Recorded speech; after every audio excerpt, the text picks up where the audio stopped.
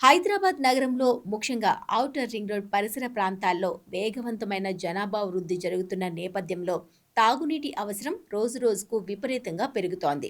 భవిష్యత్ అవసరాలను దృష్టిలో పెట్టుకుని ప్రభుత్వం గోదావరి తాగునీటి సరఫరా ప్రాజెక్ట్ ఫేజ్ 2, ఫేజ్ 3 మూసీ నది పునరుజ్జీవనానికి ఉస్మా సాగర్, హిమాయత్ సాగర్ జలాశయాలను గోదావరి జలాలతో నింపడానికి అదనంగా 300 ఎంజీడీ నీటిని తరలించడానికి ఈ ప్రాజెక్టుని చేపట్టింది.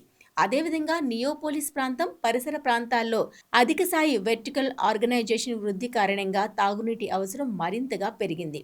దీనిని దృష్టిలో ఉంచుకొని ప్రభుత్వం ఆదేశాలతో కోకాపేట్ నియోపోలిస్ లేఅవుట్లో sump, pump house, section office, GLSR and ఎస్టీపీని నిర్మాణం పనులకు చేపట్టగా ప్రస్తుతం ఈ పనులు స్థలంలో ప్రారంభమై కొనసాగుతున్నాయి.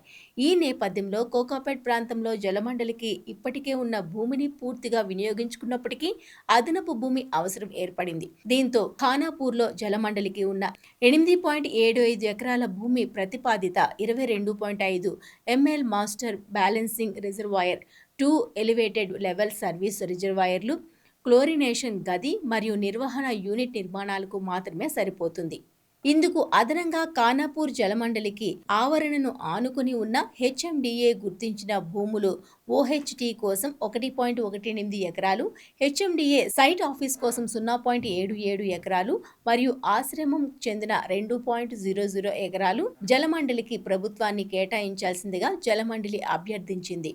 సుమారు 592.0 మీటర్ల ఎత్తు స్థాయిలో ఉన్న భూభాగం టోపోగ్రాఫికల్ కంటూర్ ప్రకారం మొత్తం సర్వీస్ ప్రాంతానికి గ్రావిటీ విధానంలో పంపింగ్ అవసరం లేకుండా తాగునీటి సరఫరా చేయడానికి అనుకూలంగా ఉంది.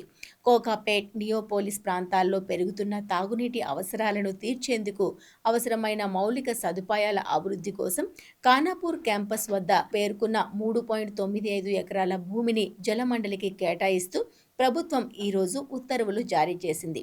ఇక్కడ రిజర్వాయర్ ద్వారా నియోపోలిస్, కోకాపేట్ పరిసర ప్రాంతాలకే కాకుండా నగరంలోని బోజగుట్ట రిజర్వాయర్కు గ్రావిటీతో సరఫరా చేయడమే కాకుండా Old City, Shaikpet, Red Hills, Mehdipatnam ప్రాంతవాసులకు గ్రావిటీతో మంచినీటి సరఫరా చేసే వెసులుబాటు ఉంటుంది. దాని ద్వారా కరెంటు ఛార్జీలు కూడా ఆదా అవుతాయి.